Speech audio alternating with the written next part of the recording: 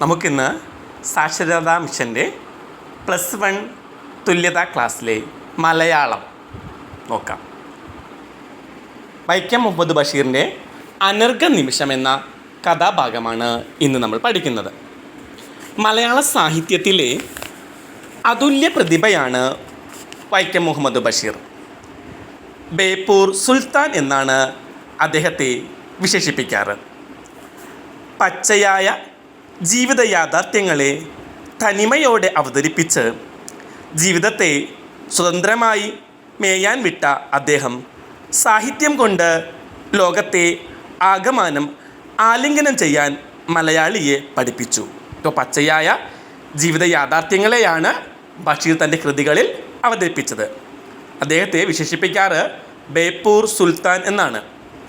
കേശവദേവ്, തകഴി, പൊൻകുന്നം വർക്കി എന്നിവർക്കൊപ്പം നിൽക്കുമ്പോഴും ഇമ്മിണി വലിയ ഒന്നായി തലയുയർത്തുന്ന കഥാകാരൻ കൂടിയാണ് അദ്ദേഹമായ ജീവിതത്തെക്കുറിച്ച് ശ്രദ്ധേയമായ ചില നിരീക്ഷണങ്ങളും ദർശനങ്ങളും എഴുത്തും അദ്ദേഹത്തിന്റെ കൃതികളിൽ കാണാൻ സാധിക്കും.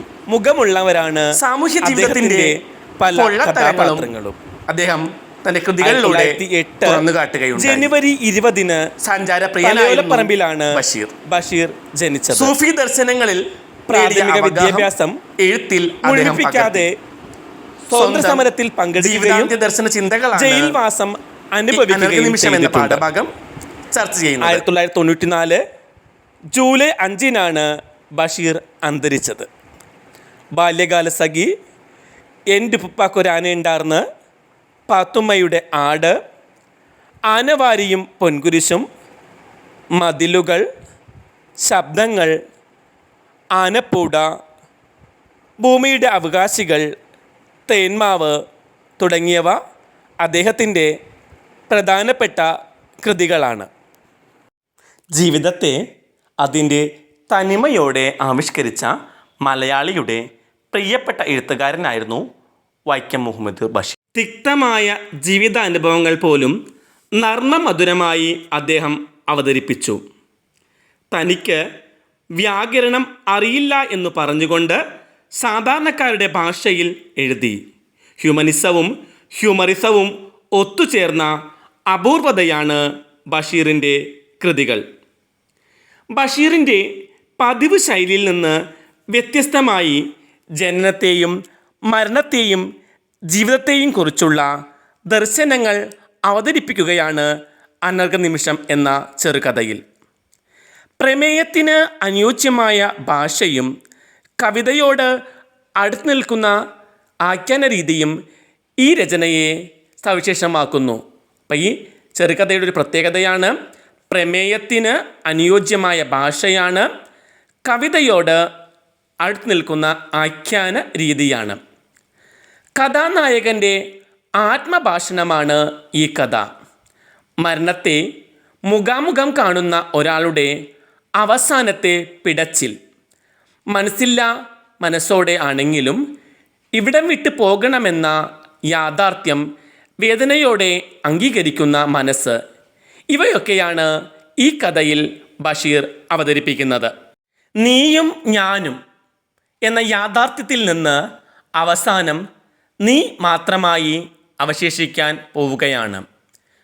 പാഠഭാഗം ആരംഭിക്കുന്നത് തന്നെ നീയും ഞാനും എന്നുള്ള യാഥാർത്ഥ്യത്തിൽ നിന്ന് അവസാനം നീ മാത്രമായി അവശേഷിക്കാൻ പോവുകയാണ് എന്ന വാചകത്തിലൂടെയാണ്. ഇവിടെ നീ എന്ന് പറഞ്ഞാൽ ആരാണ്? പ്രപഞ്ച സൃഷ്ടാവ്, ദൈവം, ഈശ്വരൻ എന്നൊക്കെ നമുക്ക് നീ എന്നതിന് അർത്ഥം കൊടുക്കാം. ഞാനിവിടെ ബഷീറാകുന്നു. യാത്രയ്ക്കുള്ള സമയം വളരെ അടുത്തു കഴിഞ്ഞിരിക്കുന്നു. പെയ്യാൻ പോകുന്ന കാർമേഘത്തെ പോലെ ഈ ഓർമ്മ എൻ്റെ അന്തരംഗം പൊട്ടുമാറ് വിങ്ങി നിൽക്കുകയാണ്.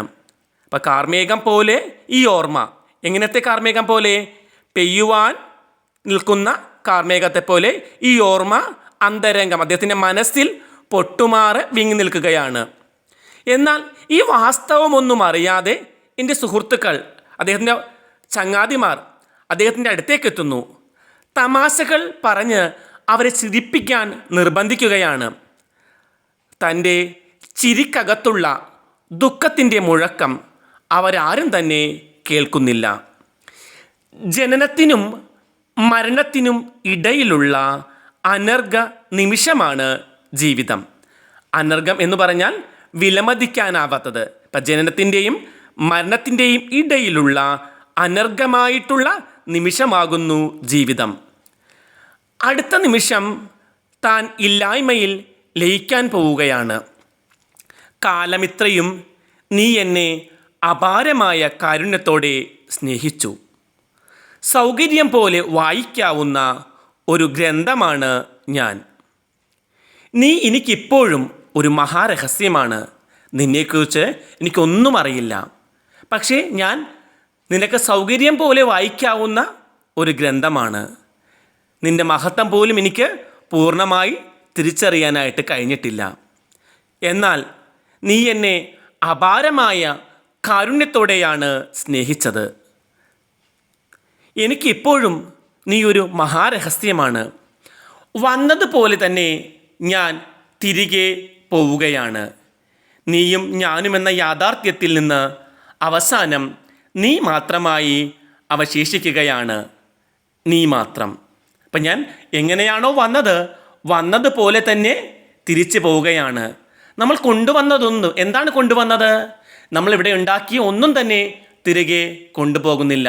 വെറും കൈയോടെയാണ് നമ്മൾ വന്നത്, വെറും കൈയോടെ തന്നെയാണ് നമ്മൾ തിരികെ പോകുന്നതും. ഞാൻ നിന്നോട് പല രഹസ്യങ്ങളും പറഞ്ഞിട്ടുണ്ട്. നീ എൻ്റെ എല്ലാ പ്രവൃത്തികളും കണ്ടിട്ടുണ്ട്. ഞാൻ നിന്നോട് പല രഹസ്യങ്ങളും പറഞ്ഞിട്ടുണ്ട്. ഞാൻ ചെയ്യുന്ന എല്ലാ പ്രവൃത്തികളും നീ കണ്ടിട്ടുമുണ്ട്. എന്നെ നീ പരിഹാസപാത്രമാക്കുകയോ? ചെയ്ത തെറ്റുകളെക്കുറിച്ചുള്ള അപരാധബോധവും പരലോകത്തെത്തുമ്പോൾ ഈശ്വരൻ അതെല്ലാം ഓർക്കുമോ എന്ന ആശങ്കയും ബഷീർ ഇവിടെ പങ്കുവെക്കുകയാണ്. തനിക്ക് സംഭവിച്ചു പോയ തെറ്റുകൾക്കെല്ലാം കാരണം അജ്ഞതയാണ്. തന്നോട് തീർത്തും ക്ഷമിക്കണമെന്നുള്ള യാചനയുടെ ധ്വനി ഇവിടെ കാണാം. യാത്രയ്ക്കുള്ള സമയമായി. അവസാനം നീ മാത്രമായി അവശേഷിക്കാൻ പോവുകയാണ്. യാത്ര എന്നാൽ ഇവിടെ മരണത്തെയാണ് സൂചിപ്പിക്കുന്നത്. ഈ കഥയിലെ നീ എന്നത് പ്രപഞ്ചമോ പ്രകൃതിയോ ദൈവസങ്കല്പമോ ആകാം. നീ എന്നതിവിടെ പ്രപഞ്ചമോ പ്രകൃതിയോ ദൈവസങ്കല്പമോ ആവാം.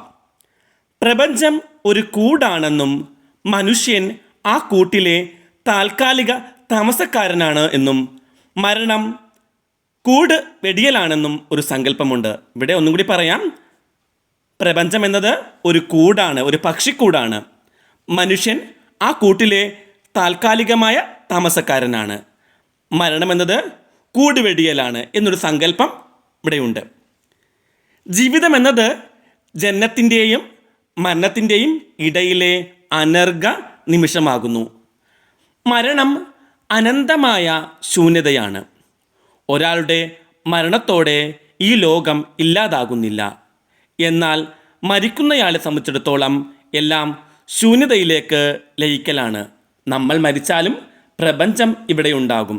എന്നാൽ ഒരാൾ മരിക്കുമ്പോൾ അയാളെ സംബന്ധിച്ചിടത്തോളം എല്ലാം ശൂന്യതയിലുള്ള ലയിക്കലാണ്. മരണഭയം നൽകുന്ന കടുത്ത വിഷാദത്തിലും ശൂന്യതാബോധത്തിലും ഉഴലുമ്പോഴും ജീവിതമെന്ന അനർഘ നിമിഷത്തെ കഥാനായകൻ വിലമതിക്കുന്നുണ്ട്. കവിതയോട് അടുത്ത് നിൽക്കുന്ന വാക്യഘടനയും വൈകാരികത മുട്ടിനിൽക്കുന്ന പദപ്രയോഗങ്ങളും ഈ കഥയെ കാവ്യാത്മകമാക്കി മാറ്റുന്നുണ്ട്. അനർഘ നിമിഷത്തിലെ ജീവിത ദർശനങ്ങളെ നമുക്ക് ഇങ്ങനെ സംഗ്രഹിക്കാം. ജീവിതം ഒരു യാത്രയാണ്. മരണം അനിവാര്യതയാണ്. ജീവിതം ഒരു യാത്രയാണ്. മരണം അനിവാര്യതയാണ്. ഈശ്വരൻ കരുണാമയനാണ്. ഈശ്വരൻ എന്താണ്? കരുണാമയനാണ്. ജീവിതം നശ്വരമാണ്. ജീവിതം നശിച്ചു പോകുന്ന ഒന്നാണ്. അനശ്വരമായിട്ടുള്ളത് ഈശ്വരൻ മാത്രമാണ്. ജീവിതം നശ്വരമാണ്. അനശ്വരമായത് ഈശ്വരൻ മാത്രമാണ്. ജനനത്തിനും മരണത്തിനും ഇടയിലുള്ള ജീവിതമാണ് അനർഘ നിമിഷം എന്നത്.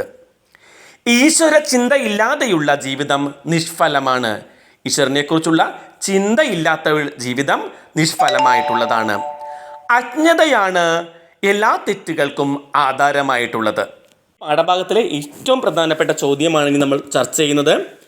അനർഘ നിമിഷം എന്ന പാഠഭാഗത്തെ അടിസ്ഥാനമാക്കി ജീവിതത്തെയും മരണത്തെയും കുറിച്ചുള്ള ബഷീറിൻ്റെ ദർശനം എന്താണ്? അപ്പോൾ നമുക്ക് പറഞ്ഞ കാര്യങ്ങൾ തന്നെയാണ്, ഒന്നുകൂടി പറയാം. ബഷീറിൻ്റെ അനർഘ നിമിഷം എന്ന കഥയിൽ കഥാനായകൻ മരണത്തെക്കുറിച്ചുള്ള തൻ്റെ ചിന്തകളാണ് അവതരിപ്പിക്കുന്നതെന്ന് പറയാം. അപ്പോൾ അനർഘ നിമിഷം എന്ന കഥയിൽ കഥാനായകൻ മരണത്തെ മുഖാമുഖം കാണുകയാണ്. യാത്ര പറയാൻ സമയമായി എന്ന ചിന്ത മനസ്സിൽ ശക്തമായ ദുഃഖം നിറയ്ക്കുന്നുണ്ട്. പെയ്യാൻ പോകുന്ന കാർമേഘത്തെ പോലെ ഈ ഓർമ്മ അദ്ദേഹത്തിൻ്റെ അന്തരംഗം പൊട്ടുമാറ് വിങ്ങി നിൽക്കുകയാണ്. എന്നാൽ ഈ വാസ്തവമൊന്നും മനസ്സിലാക്കാതെ സുഹൃത്തുക്കൾ പഴയതുപോലെ തന്നെ അദ്ദേഹത്തിൻ്റെ അടുത്തേക്കെത്തുന്നു. തമാശകൾ പറയാൻ അവർ നിർബന്ധിക്കുകയാണ്. തമാശകൾ പറഞ്ഞ് അവർ ചിരിച്ച് തിരിച്ചു പോകുന്നു. എന്നാൽ അദ്ദേഹത്തിൻ്റെ ദുഃഖത്തിൻ്റെ മുഴക്കം അവർ മനസ്സിലാക്കുന്നില്ല. അതായത് ചിരിക്കകത്തുള്ള ദുഃഖത്തിൻ്റെ മുഴക്കം അവരാരും തന്നെ അറിയുന്നില്ല. പൊട്ടിച്ചിരിപ്പിക്കുന്ന ഫലിതം പറയുമ്പോഴും ഉള്ളിൽ പൊട്ടിക്കരയുന്ന ബഷീറിനെ അവർ തിരിച്ചറിയുന്നില്ല. മൗനരോധനത്തിൻ്റെ മന്ദഹാസമെന്ന് വൈക്കം മുഹമ്മദ് ബഷീറിനെ NV കൃഷ്ണവാര്യർ വിശേഷിപ്പിച്ചത്. മനുഷ്യജീവിതം സുഖവും ദുഃഖവും ഇടകലർന്നതാണ്. നാം കാണുന്ന ചിരിക്കുന്ന മുഖങ്ങൾ എല്ലാം ദുഃഖങ്ങൾ ഇല്ലാത്തവരല്ല. അകമേ കരയുമ്പോഴും പുറത്ത് ചിരി പ്രകടിപ്പിക്കുന്നവരാണ് പലരും. ഒരു ചിരിയാൽ എല്ലാ സങ്കടങ്ങളും ഒളിപ്പിക്കുന്നവർ ധാരാളമുണ്ട്. നാം സന്തോഷവാന്മാരായി കാണുന്ന പലരും ഉള്ളിൽ കടുത്ത ദുഃഖങ്ങൾ ഉള്ളവരാണ്. മഴയിലൂടെ നടക്കുന്നതാണ് എനിക്കിഷ്ടം.